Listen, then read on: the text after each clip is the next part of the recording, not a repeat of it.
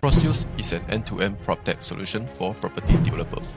Proceus offer property sales booking system, ProCRM for leads management, ProFix for property defect management system, and ProBilling for billing and collection management. Proceus was established in 2015. It's a PropTech company that certified with MSC status in 2017. In 2019, Proceus became a member of Malaysia PropTech Association. By June 2019, Proceus officially entered the commercials market. Within 1 year, it's enjoying rapid growth of 300%. In September, Proceus was awarded with a Golden Bull Award, emerging SME for its tremendous growth and success. Proceus was also nominated for the Innovative Technology Award in PropTech Solution by IBR Asia Group. Proceus offers the most suitable digitalization solutions for properties developers. Get in touch with us now at enquiry@infradigitals.com.my.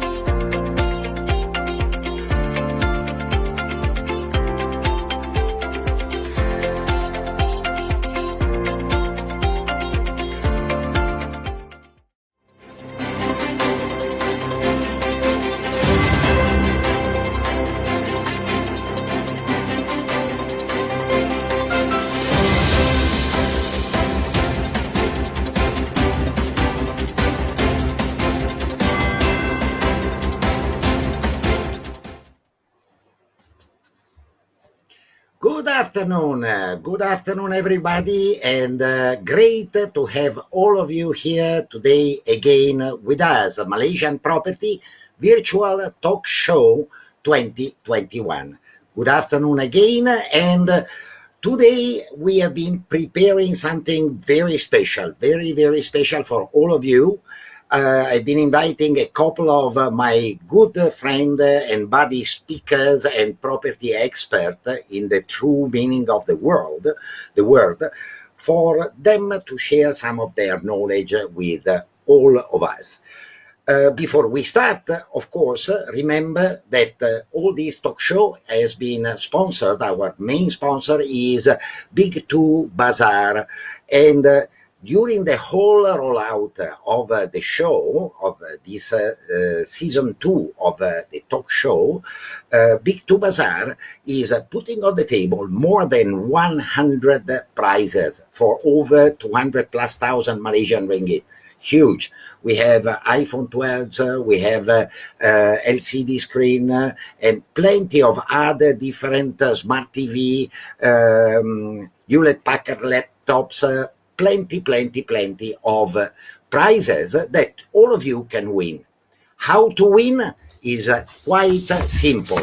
Here we go with the things that you have to do before the end of the show, before we come to the quiz time. First thing first, you have to like 2 FB page, Facebook page of Malaysian Property and Big 2 Bazaar. Go and look for these 2 pages and click like.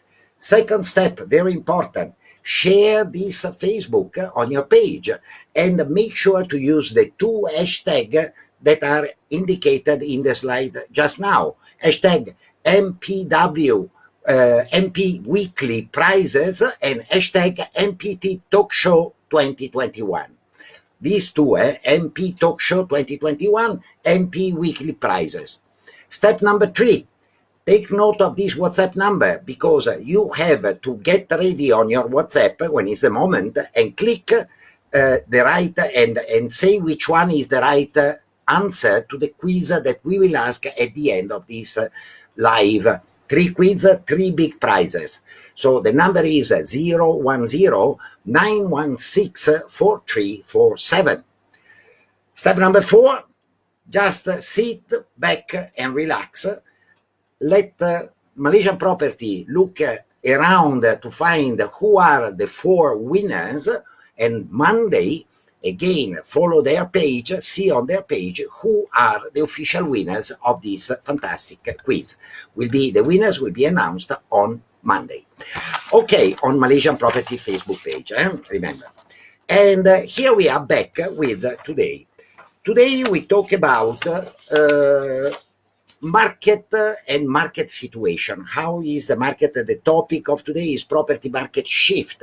How the pandemic, how the Covid-19, how the previous difficult situation of the market has been shifting the likes, shifting the research of property buyers in Malaysia. And above all, we will look into more local buyers or more foreigner buyers from overseas, from China, from Hong Kong, maybe from Europe, Australia. We have here 2 big experts of the market. But before that, a very short introduction. Let me say so that in the last 12 months, we have been seeing really everything, and probably more than everything. We have been seeing the market stalling at the beginning of 2020, being afraid of this huge number of overhang and unsold units. Then we saw the pandemic come in. Then we experienced being jailed in our own homes. And for the one having a very small studio, has been a painful experience. Then the MCO, the movement control order, has been released. Then put up again, then released again. Now we are at the end of MCO 2.0 with the market experiencing something that never happened before. So how should we, property buyer, property passionate, property investors, look into the future of property market? How is eventually technology with Malaysian PropTech helping the market to move to the next level or to go above this sand trap in which it is today? We have 2 huge experts with us today. The very first one is a tyco of foreign buyers for the Malaysian market. He's a very good buddy of mine. We are a friend since many years. We have been sharing stage many times. I'm talking about Adrian Ng. Adrian Ng is a very well-known speaker, very looked after, because he's if I am straightforward, he is a straightforward square. He always says as it is, no doubt about it. He has a huge knowledge in financing, a huge knowledge in property market. So I would say I give Adrian the microphone, the stage, the virtual stage, to introduce a bit yourself to our public. Adrian. Hi, good afternoon, everyone.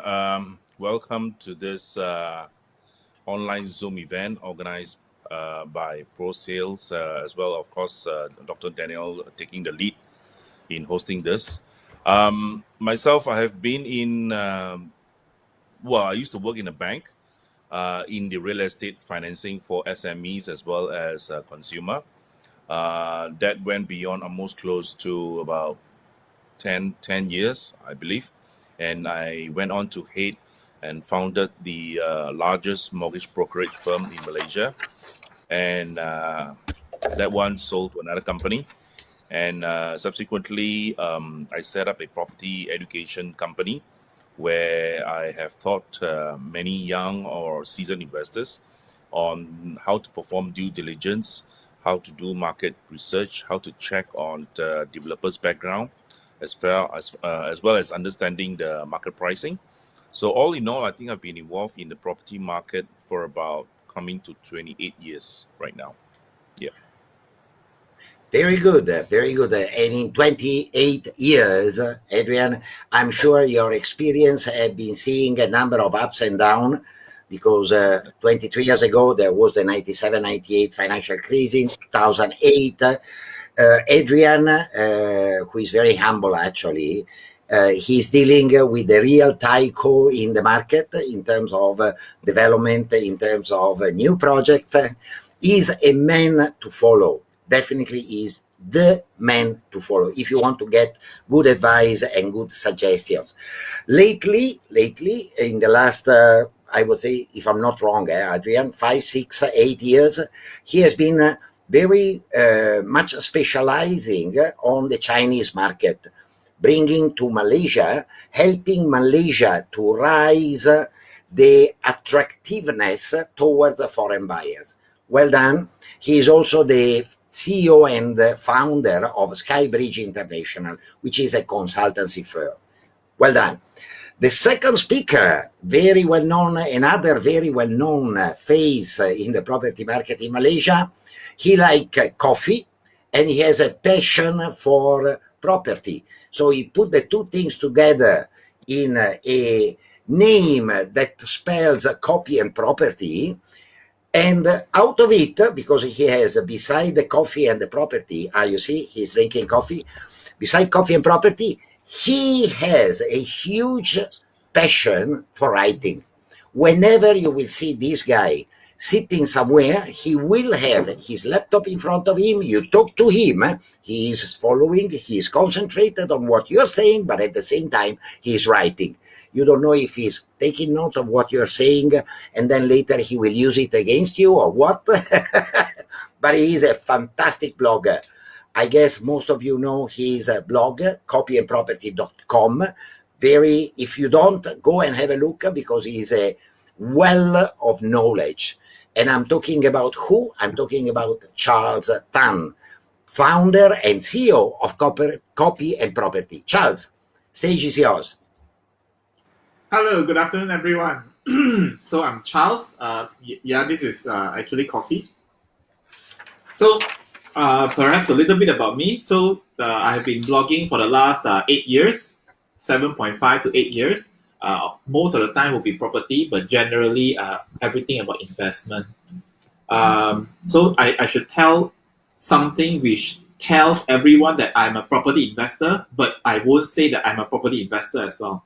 So I have access, I have the card access to swimming pool of condos in 6 towns and cities in Malaysia.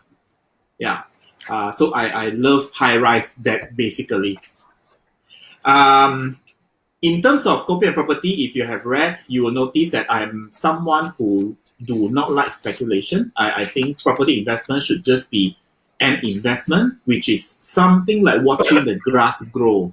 So the grass definitely grow, but it won't grow overnight very fast. So this is a very important philosophy of copyandproperty.com. And I guess the good part is I'm not from the developer. I do not have a rent tag. I'm not from the bank. I am just someone like most of you who think of property as a compulsory thing, but still thinking how to continue investing. Yeah. Happy reading copyandproperty.com. Very, very well said. Very well said. I am often reading his blogs, and very, very often.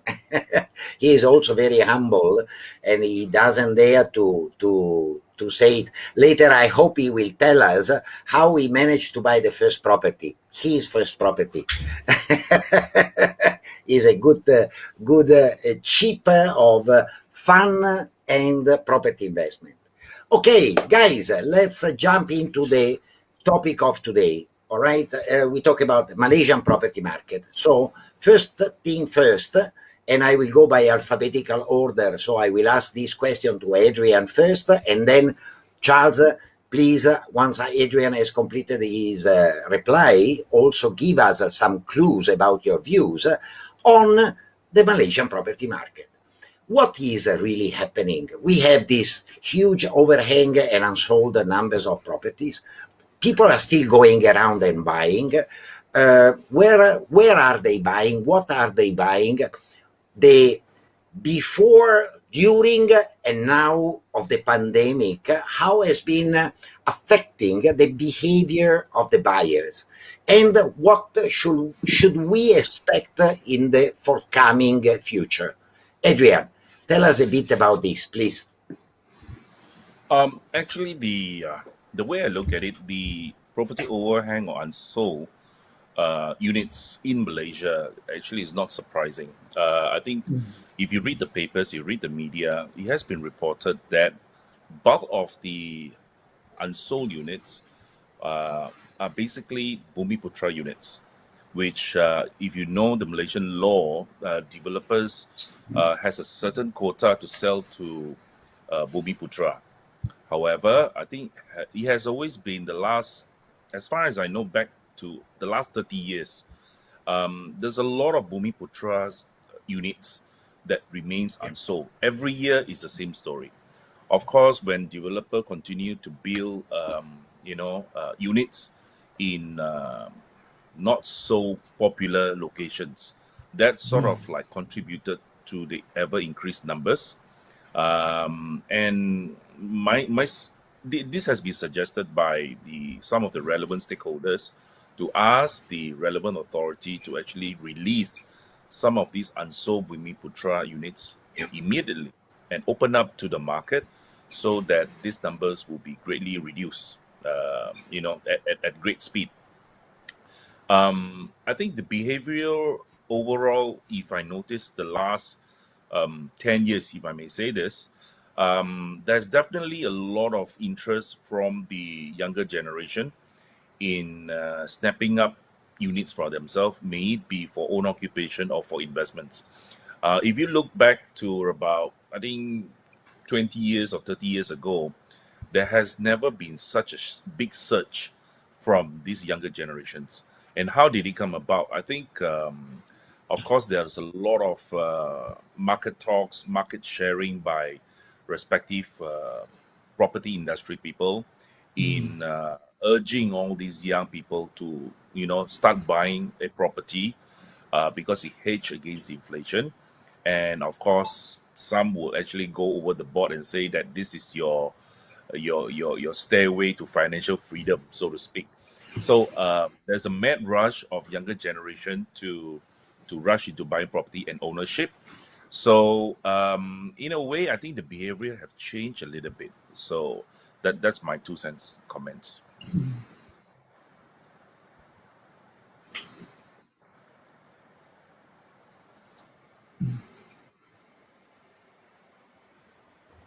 Okay, I'm back. Sorry, microphone was muted. I fully agree with what you are saying, Adrian. Definitely, there has been always this fairy tale of becoming a millionaire buying property at 20. We all know how difficult it is, and you can buy millions of property, but then you owe these millions to the bank. So it's a huge difference. Charles, let's hear your comment to this market situation. Yeah, so a little bit about the overhang, right? So if we understand the overhang numbers is about 55,000 units around there. And definition for overhang is very simple: completed and not unsold for 9 months, right? So overhang is 55,000.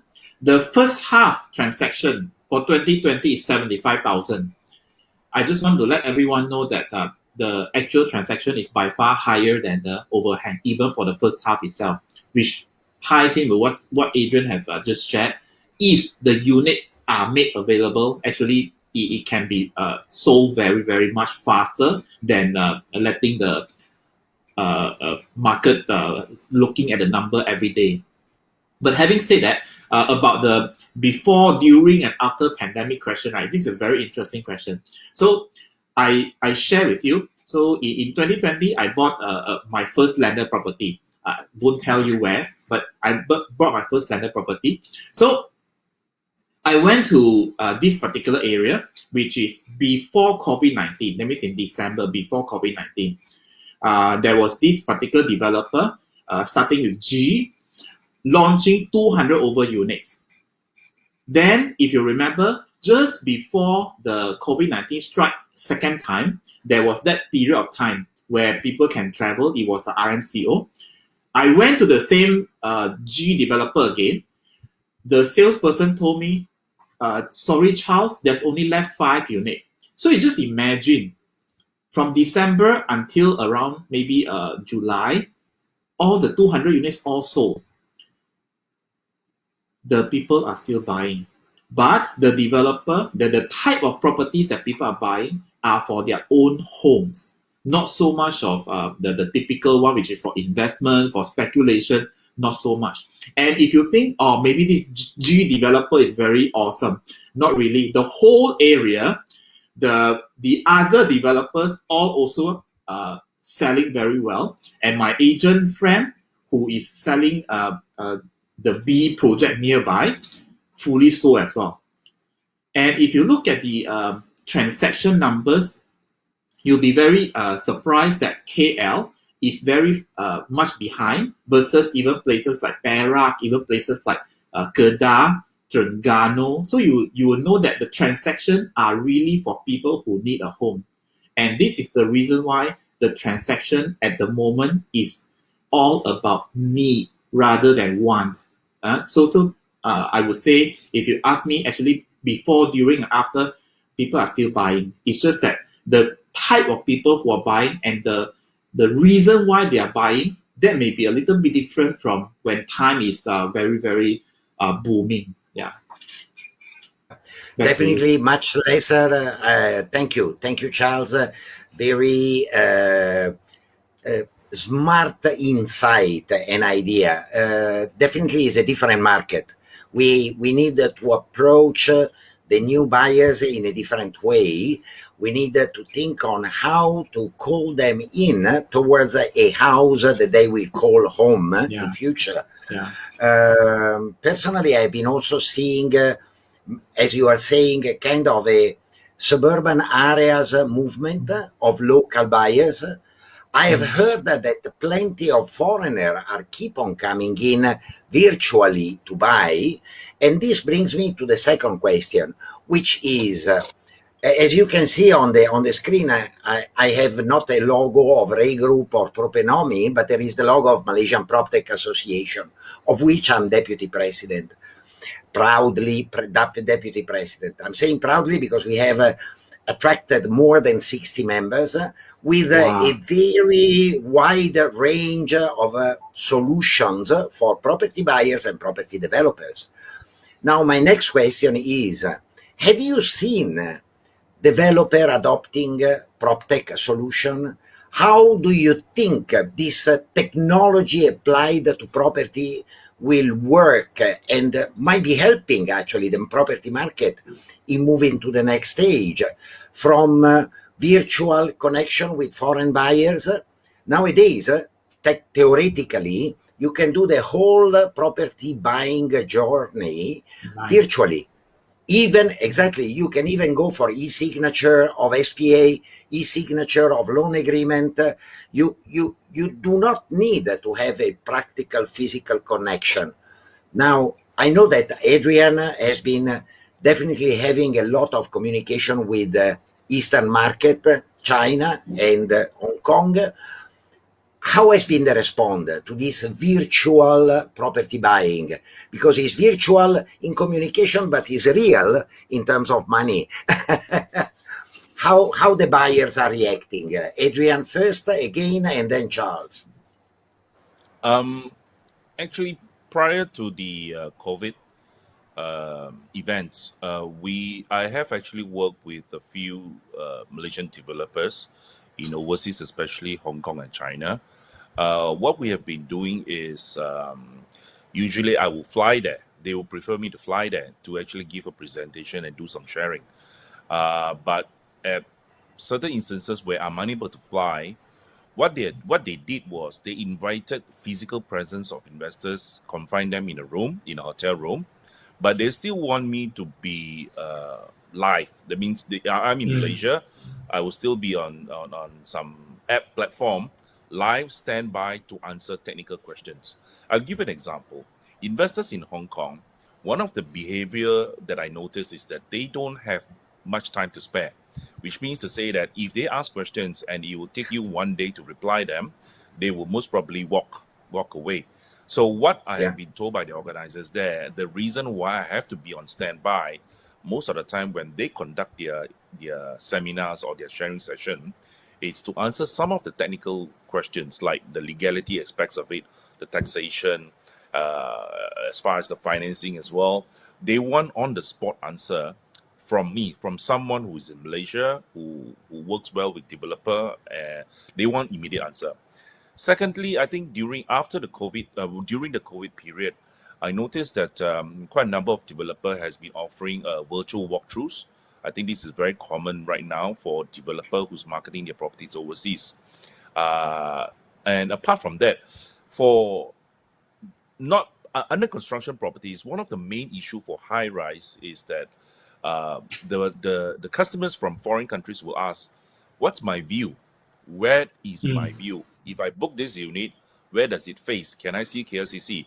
Of course, if I say yes, you can face KLCC, some of them will be a little bit, they'll think like, I don't trust you, maybe, you know. Now, what developer has done, a few developer that I know of, they have actually pre-record using drone, at the site itself. The drone goes all the way up. Let's say if it's a level 35, then the level 35, let's say if it's facing north, or facing east, they will just capture the view from there. And these are the sample photographs that will be used to convince and persuade the potential buyers. Now, apart from this two, I think the online sales booking, that has been quite effective. Some of the customers they know the area, they just proceed to book the unit. And one of the other thing that I noticed upcoming, I just attended a session 2 weeks ago by a tech company, which what they're going to do is they're going to allow in the near future, this is something very new, I've not seen it yet, but I've just attended a session where they will allow a virtual human being to walk through the surrounding site of the subject development location, which means, let's say if you're at Bukit Bintang, the subject site is 100 meters, right? So you stand on the site of the development site. From there, from your screen, you'll be able to navigate and walk through and see on the left-hand side or your right-hand side, or you can see right in front of you, there is an actual 3D pavilion building, just like a 3D Google map or something like that. So this is very advanced stage. I am most impressed, and this will particularly work well with foreign buyers, because if you tell them that you are 100 meters away from pavilion, example, if your development is 100 meters, I do not know whether my left and right are squatters, right? I do not know whether my left is kampong or my right is a landfill, garbage landfill. So this will be able to convince them. You say, look, left hand side you have hotels, you have shops, and your right hand side you got build office buildings as you lead towards your development site.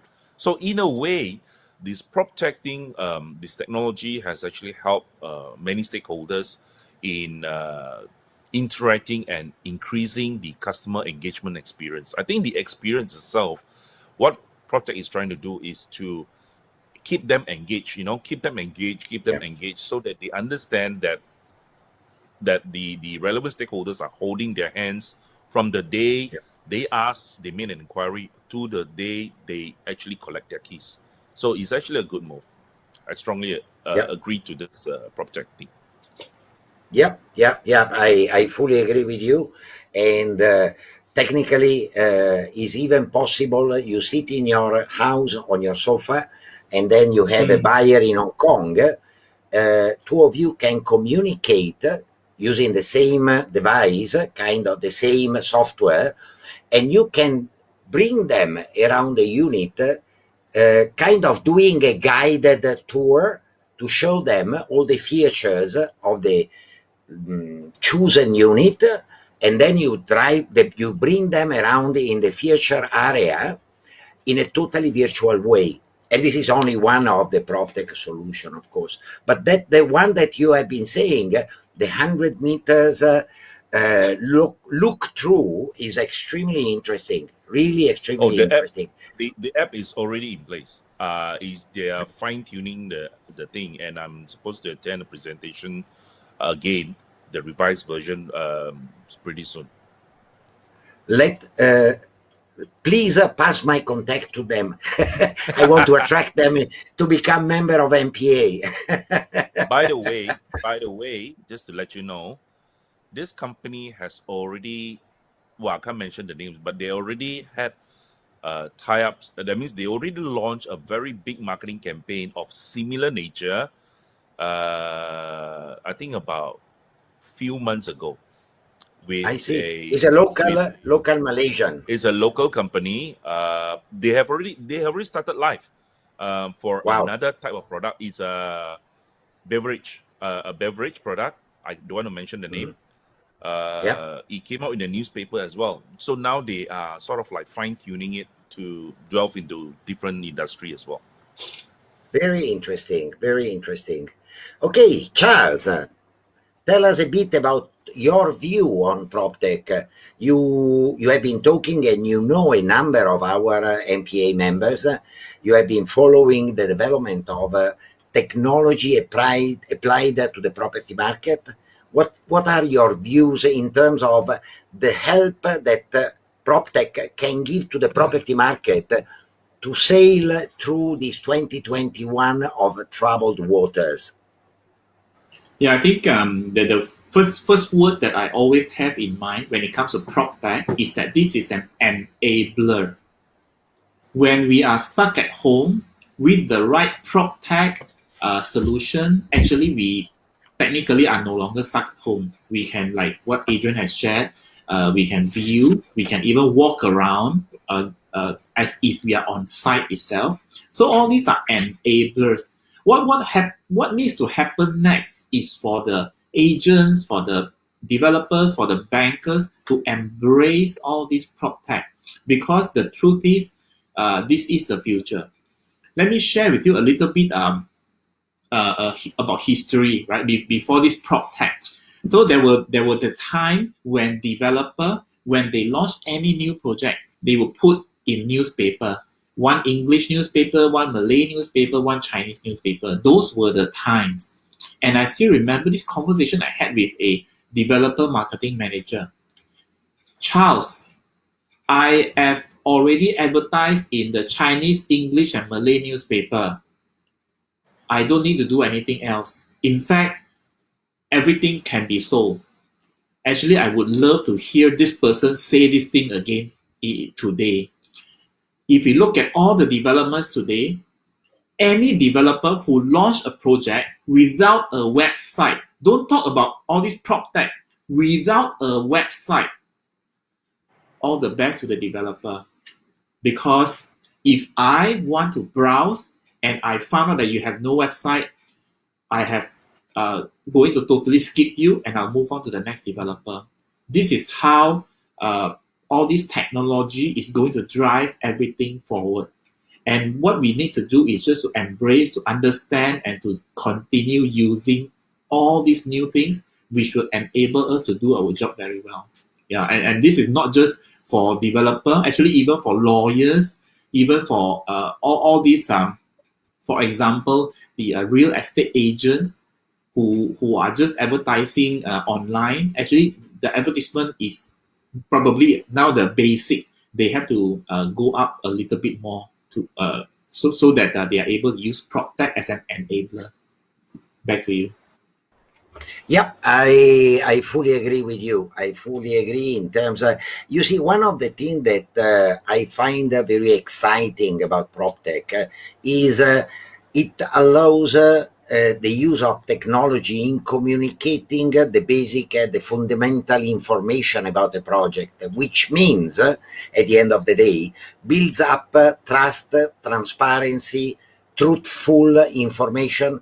Too often happens that one agent is telling you that one property is freehold, and then you go and book the unit to discover that is leasehold, or is a 1006 build up becomes 1004, and all these kind of things. So the impact of PropTech is bringing in a bit more truthful type of information. Transparency. Yeah, transparency building trust between the public and the developers, building a passing over truthful information, the three T's of PropTech in property market. Before we go ahead with the question from the public, let me remember to all our viewers, all our followers that are online, we are nearby the 100. Please share more. Please invite your friends, because beside having updates and information on the latest trend in the market, you will also stand a chance to win prizes worth 28,500 ringgit every single session of the virtual property talk show 2021, organized by Malaysian Property and sponsored by Big 2 Bazaar. So stay online and stay ready, because at the end I will repeat one more time what you need to do to win these prizes. Now we have a question from the public, from one of our very good buddy, Adrian. He is online with the whole team of him. He starts with E and C. You know who I'm talking about.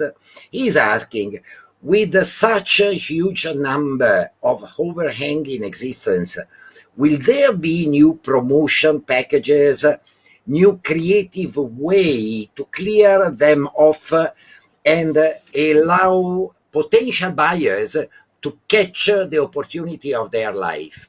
What both of you think, Adrian and Charles? Are developers coming in with creative? I think I noticed what some of the developers are doing to clear stock is they either sell the units at a discounted rate, but that will make a lot of those earlier purchasers angry. So instead, what some of the developers are doing is they furnish the whole unit. Maybe they spend about, depending on the price range of the apartments, they will spend, say, around 20 to 30,000 to furnish the units, sold at the old price, just to clear stock. And to a certain extent, it works, because there are a lot of people who are on this wait and see attitude. So if they know that previously their friends buying at $800, say for instance 2 years ago, right, or 3 years ago, and now if the developer are still selling 800, but it comes with a renovation package, well, if it's a move-in condition, why not? At the end of the day, if they know their friends are buying 800 and they are still buying 800 per square foot, and they get a renovation, that is for something for them to brag about. So this is one of the creative, innovative strategies that which I believe some of the developers are deploying, and it works to a certain extent. But of course, most of the units I noticed that it's the lower floor units. Whereas the premium floor units, of course, new buyers will have to pay a little bit more, to be fair. So this is one of the things that they embark on. Secondly, I also noticed that a lot of these high-end residences, the balance units, they are still going on full steam, firing all 4 cylinders, marketing their projects in overseas, especially China, Hong Kong, Bangladesh, not to Singapore though. Somehow Singapore excitement has fizzled out. So Bangladesh, Hong Kong, China, these are the top 3 markets for Malaysian properties as of now. So they are still going on a very aggressive marketing campaign there. Very interesting. I like the idea of the first package, the first thing that you have been saying, the first expectation somehow, and already happening, on developers maintaining value by adding additional. It makes sense somehow. Any idea of new financial packages, big cashback, this kind of things? I didn't see that much around, isn't it? Well, if you want a real shocker, there is a top 10 developer that provides free maintenance for 15 years. Are you aware? Yeah. This is a Walaway, top 10 15 years. developer. They offer 15 years free maintenance fee. So to a customer, they know that it's already priced in, but then again, how high rise work these days. As an investor, sometimes I'm also worried that every few years, some JMB or MC will actually increase the charges for maintenance fees. So Yeah. to a long-term investors, it makes sense. You say, hey, if I'm buying it, even though it's already factored in my pricing, but I know the next 15 years, I don't have to worry about maintenance fees at all. So this is a real attractive strategy, and this has. I was told, I went to the sales gallery itself. I was told they are selling like 2-3 units per month, and this we are talking about 2,000 plus to 3,000 square feet type of condominiums. Yeah, and we are talking about high end here. We are talking about Yeah. entry price about 2 million. I think you most probably would have guessed who already by now. But they Yeah. are giving 15 years maintenance free. You may Right. think that this is not significant, but it does help investors to make a decision fast. And it If help they like the and it unit, help yeah, why not? yeah. And it helps developer to dispose of the stock. Yeah. What do you think, Charles, about this topic? Actually, I think the most important thing, if we are looking at really clearing the overhang, is not just the discount or the rebate or the furnishing. It's also the regulations in place. So there should be a standardized regulation where if it's unsold after 6 months, then it's released, and every state will follow the same process. Otherwise, we are still going to have this so-called overhang number always be around, always, right? So this is one part which I think we are not that good at. If you look at many advanced countries, their actions are usually very fast. The regulations are there to support the industry, not to stifle everyone else. So Yeah. this is very important. And about all these developers, actually, I have people asking me, actually, with all this overhang, how come the developers can still launch new projects? Shouldn't they be selling the current so-called overhang project?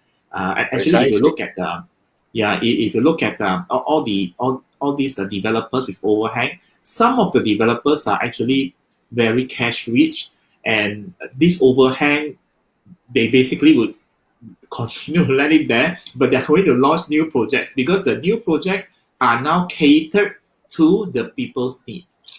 Just look at the crazy years, right?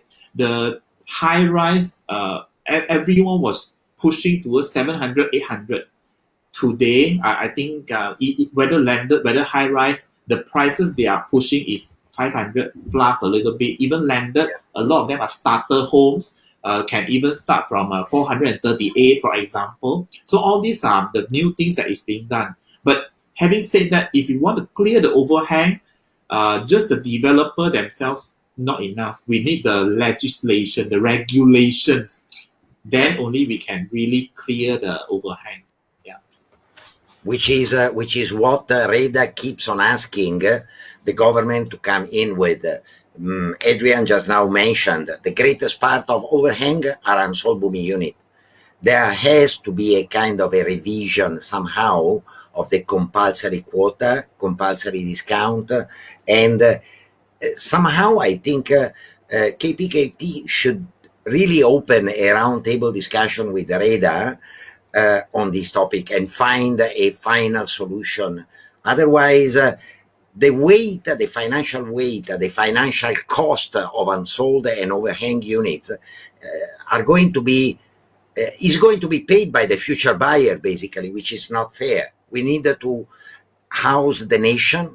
We are looking for more affordable housing project to be launched, but how the developer can, with such a big amount of financial resources stacked there. So we hope to see, three of us and the public, we are all hoping to see how the future will evolve.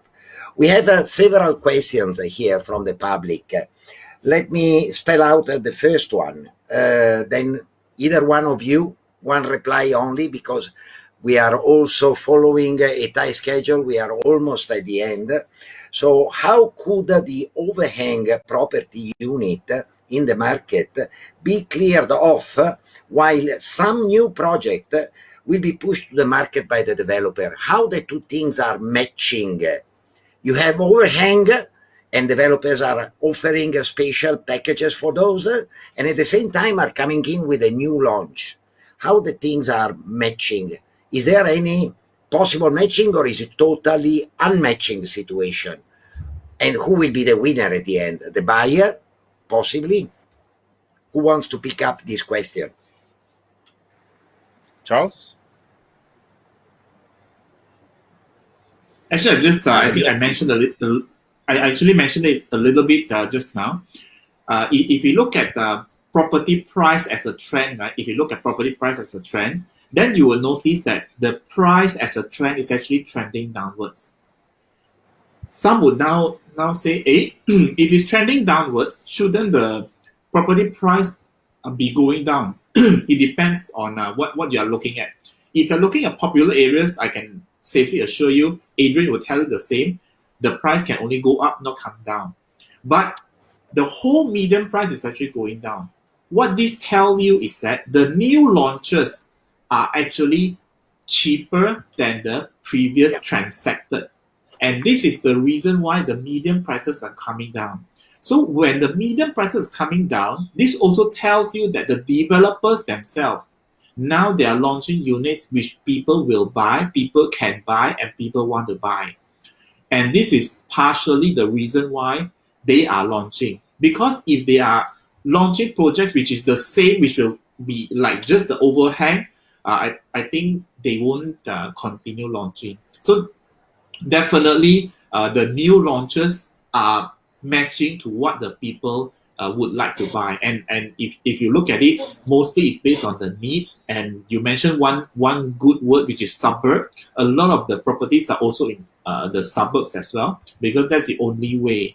And in any country at all in the world, that if the property price stays the same, then the size has to change or the distance has to change. If the property price stays the same, we cannot run away from this magic formula.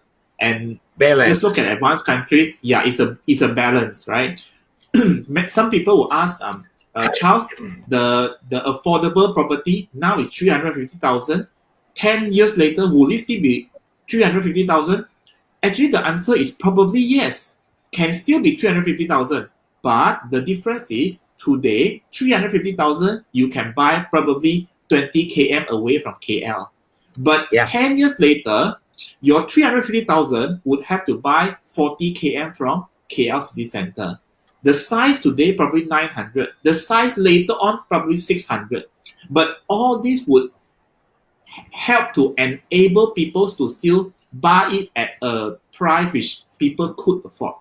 And this is the reason why if you look at prices, generally it will always move up. Because 350, 40 years later or 10 years later, you cannot buy the same kind of property that you can enjoy today, right? Whether it's high rise, whether it's landed, you just cannot buy back the same kind of property size and also the distance from a city center, for example.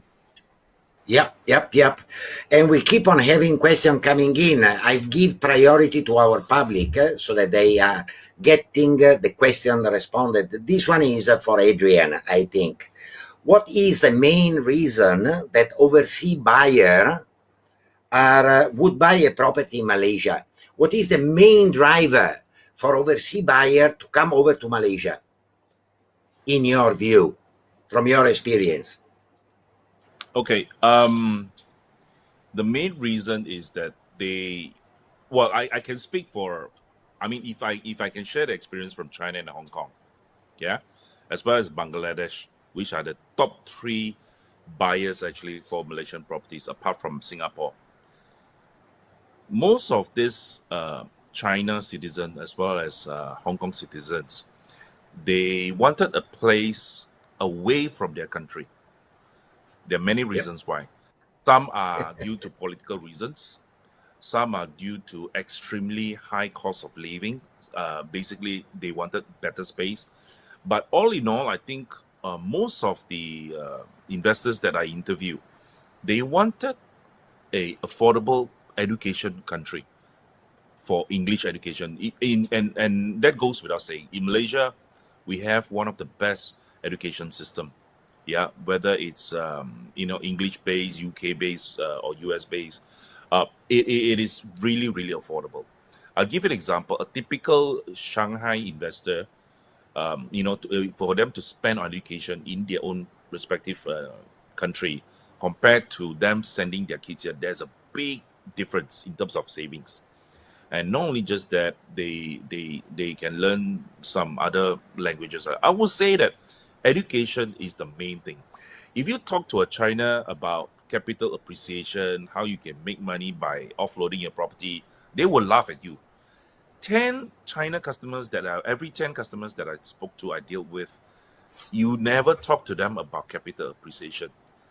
It's too little the money for them. Yeah, it's meaningless. You tell them rental cash flow, nah, I don't think they are in it. They are here, they buy into Malaysian because they know we are a melting pot country, cultural diversity, very good and very cheap education system. Yep. And it's just a short flight away. And Good it's safe. infrastructure. You'll be surprised. A lot of them say that, okay, Malaysia is pretty safe as compared to countries like in London, in US, or even in Australia. They felt comfortable. That's why, unfortunately, we are not really attracting the first tier of high net worth individuals from China as well as in Hong Kong, because their first priority is actually in Singapore. Their first choice of country of investment is actually Singapore. And we are losing out on that. What we are getting is the usual millionaires, the middle tier. Their middle tier income household is like our multi-billionaire. So when they are rich, they come here, and a lot of them. Do you know that in China, there's only about 6% of the population who has got a passport to travel overseas? Only 6% out of 1.4, is it right now? 1.45, if I'm not right. But population in China. Can you imagine every single percentage increment in China issuing passports, what there will work for investment in Malaysian properties? So I'm actually looking forward to that. I urge all the relevant stakeholders to gear yourself. China is our only hope in terms of boosting the prices of Malaysian properties. I'll be very, very, very blunt here. I know a lot of people will be upset with me saying this. Do you see majority Malaysians investing in high ticket items in Malaysia as far as property is concerned? No, we don't see that anymore. Yep. And you want all these property prices within the Golden Triangle to start increasing again, back to the heydays. Overseas investors is the only solution. That as far as I know. So I would say education is the most prime reason. Even from the Hong Kong perspective, they told me education is definitely the cheapest in the region, and they also noticed that we have one of the best. And I'm not even touching healthcare. A lot of them acknowledge that our healthcare system is number one in the world. If you try going to Hong Kong, the medical healthcare system is not as advanced, I would say, to a certain extent. So that's my view. Yep. I 100% agree on healthcare and education. I add in the very wide choice of educational institution. Partnership with foreign universities, local universities is a thriving magnet for Chinese and Hong Kong investors. I fully agree. There is a question here that is saying, I understand overseas investors might be preferring to buy Australia more than Malaysia as they send their kids to study in the university there. Because as Malaysian, oops, I'm not Malaysian, but I'm a Malaysian with an Italian passport, the propenomist. Dr. Daniele Gambero, propenomist. That is my title, Malaysian Masale. But I really noticed the tendency. Malaysian are sending kids to study in Australia. Chinese prefer to send the kids to study in Malaysia. A buyer that is already making up his mindset to send a kid to Australia, how can be attracted to get the kid here in Malaysia instead? Any idea? Any? How to attract them to come over to Malaysia instead? Yeah, yeah, Well, like I said, if you see, if the incremental every percentage of residents or nationalities from China is a huge market for us as well as Australia. No, there's no doubt that everyone is sending their kids to Australia. But do you know that of late the relationship between both Australia and China has not been really in rosy terms? So they Quite are bad not actually actually. sending to they are not sending to Australia anymore. They are not sending us. They are reducing the numbers already. The parents are reducing the numbers. As long as political issues remain stable in Malaysia, okay, there is no changes or any flip-flop policy by the relevant authorities when it comes to investment. And with the further exposition or road shows being held by numerous colleges and universities to attract them, our numbers will grow. As it is, I can see that a lot of these colleges and universities, the numbers from the number of students from China is growing. You know, I've never imagined that Cyberjaya properties will be bought in big numbers by China people. Cyberjaya, Oi? yeah, you will notice some of the terrace houses, the condominiums, the apartments, some of even the bungalows are bought by China people, and Interesting. they buy in Cyberjaya, you know, and we are doing fine. We are doing fine in Yeah, attracting them. Don't take Australia into the equation, because Australia, it's Australia. It's well known for education. We were yeah, not well known for education for overseas in the past, but we are getting there. We are yeah, managing it well. We just need to do a lot more road shows. Like I said, as yeah, long as there's no major incidents between China and Malaysia, yeah, with heavy, exhibition and roadshows, we should be able to get them. I think most of them that I spoke to, they have good remarks about our yeah, education system here. Yeah, yeah, it's yeah. just that whether we I can fully, accept them wholeheartedly or not. That's another question. yeah, Yeah, yeah, this is a yeah. sensitive issue. We should Whether we be, can accept. Huh? yeah, we should be flagging, showing the Malaysian flag as much as possible.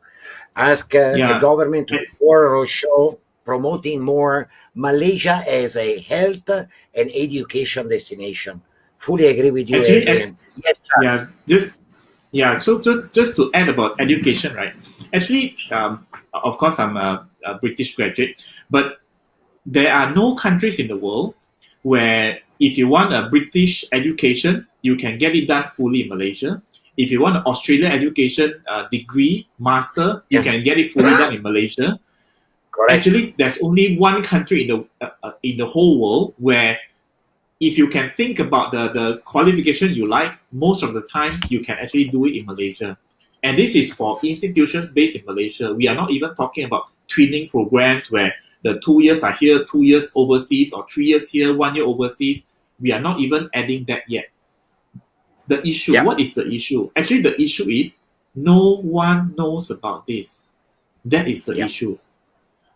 They think come to Shout Malaysia means more. that study in Malaysia means study Malaysia institution. It's very, very far away from truth. We already have Monash University here like forever. We have Nottingham University here like forever, right? We have even Swinburne University like forever. Not many people knows about it. We even have private universities which are very, very highly ranked, And actually, I just read about this yesterday, so I went to do some comparing. Did you know that some private universities in Malaysia, if they are ranked in Australia, they beat half of all Australian universities? We are already at that stage. But I mean, if I did not read yesterday, I also cannot share with you today. And actually, generally, no one knows about it. That some of our private universities, if they are ranked at the same ranking as all those world rankings, we already beat half of all Australia universities. Half, right? That means out of the 50 universities, we have beat all 25 of them. Nobody knows. I also got to know yesterday. Yeah. And just last point, yeah. Jambiro. Just a personal experience. Do you know one of my investor who bought my condominium in Jalan Ampang? He paid record price in Jalan Ampang for my unit just because he wanted to send his daughter to international school Kuala Lumpur. That's how the education will impact property, investment from foreigners on Malaysian property. Yeah. So the conclusion of this last question from the public is Malaysian government, please shout out more to the world how good is Malaysia in terms of education, delivering good healthcare, and of course, beside the government, because government is a bit one of the party in the game, we should be creating ambassadors, international ambassadors, saying Malaysia is a damn good place where to come and study and live and spend the rest of your life. Here one, 22-year Malaysia Masale. Okay, guys, unfortunately, I really cry because I still have a few unanswered questions. To all the unanswered questions, don't be afraid. We will look into it and we will give you a reply in Facebook below the post where the page where you have been posting this question. We need to wrap up. So I would like each one of you to give me one very short sentence, because we are already overshooting badly, one very short sentence on the future of property investment, type, location, and values. What should a property investor looking at now in terms of type of property, ideal, value, and hotspot locations? And beside this, just a very short reply to one of the questions. Someone was asking, is this year a good year to buy? Guys, this is probably the last good occasion that you will have for many years to buy properties at very cheap prices. So go around and buy, honestly. My personal view. Adrian, to you for the last closing. Type, location, and value. I have to name the area, is it? The area, yes, area or city or don't name the developer, please. Yeah. For those of you who know me, who's been following me, you know that I love this place in Taman Desa. Why? Because accessibility. You got pretty much like 5 to 6 different access back to your house, whether it's to or fro, your office. The pricing in Taman Desa is still very reasonable if you are able to find this sub-sale market, two-bedder, maybe say around 1,200 square feet at around 600 to 700,000 max. As compared to you buying somewhere in Old Klang Road, some of the new developments are selling close to like 900 to about 1,000 ringgit per square foot. Now, I know you may not be interested in secondary properties, but if it is in a good location, there is a scarcity of land, and the prices are hovering about 600 to 650. I think it's a winner. It's a no-brainer. Go and buy a high-rise there. Even if you buy not for own stay, if you buy for rental, I think it will still present you a very good cash flow. So that's my opinion on this location. High rise, Taman Desa, maximum 600, 650 and below. Per square feet. Yeah, definitely. Charles, your take. So since Adrian has already shared about high rise, I think one word which should appear in everyone's dictionary is suburb, actually, in terms of landed, right? So very good point is the starter homes, right? The very basic starter homes in good townships. I think that is going to be a very good buy on a long-term basis. The reason is very simple. The population in all these suburbs is not going to reduce, because on a yearly basis, we have about 300,000 graduates every year in Malaysia, generally 300,000. Where do they go? Actually, they cannot stay in village or town. They will have to come to city centers. Usually, Klang Valley is one of them, Penang is one of them, JB is one of them, KK is one of them. Generally, this will continue to move the property market. And this is the reason why, if you are looking at landed, try to get into good townships, because this will be the future. Because if you look at how the suburbs in advanced countries are, you will notice that suburbs themselves are already by itself, right? They actually have everything there. There is no need for them to move anywhere else. And all this will continue to happen, because Malaysia is a little bit far behind in terms of comparison with the advanced property markets. Yeah. Very good. And then Perfect. what was the last? Sorry? What was the last question again? There was one more question. No, if this year is a good year to buy. Oh yeah, And yeah. This question very important. Actually, this year is not the best year to buy. I'm serious. Oi. Now I look at Adrian. I'm serious. This year is not the best year to buy. The best year to buy was 20 years ago. So sorry. yeah. I know you're gonna say that. I know you're gonna say that. You have missed the best year. But yeah, I now was it's the not yet second. here. Okay. Thank you so much, Adrian and Charleston, for taking the time out of your family time. Today is a Saturday, and to be with us. I'm very happy that we have been getting quite a good crowd following the show today, with very interesting questions, which shows how property is still a hot topic, so to say. All right, there are still plenty of people interested in this. Now we come to the last occasion, the last chance for all our followers to participate to the quiz that is going to start in 1 minute.